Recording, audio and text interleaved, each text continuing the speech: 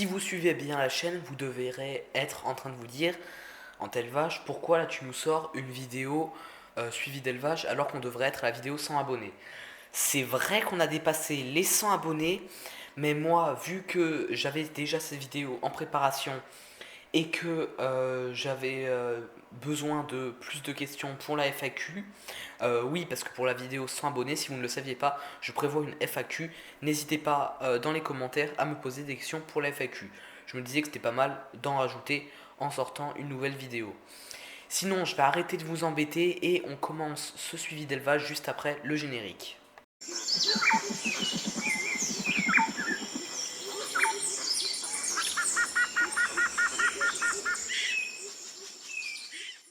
Alors là, vous voilà devant les Lasus Niger.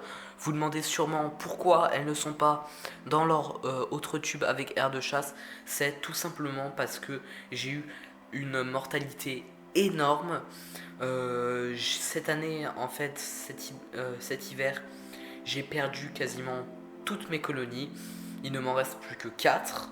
À la limite 3 parce que les Lasus Niger, je les compte même plus. Leurs jours sont comptés à mon avis.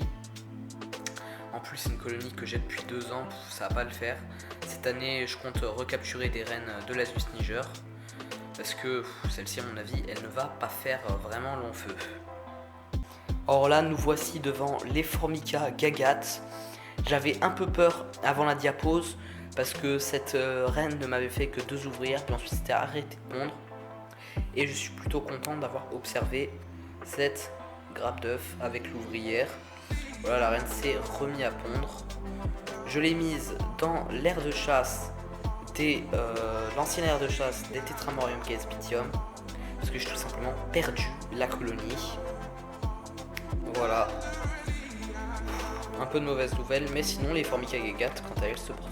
Or là, vous n'allez pas trop bien voir parce que le tube est plutôt opaque, mais ce sont les Messor Barbarus.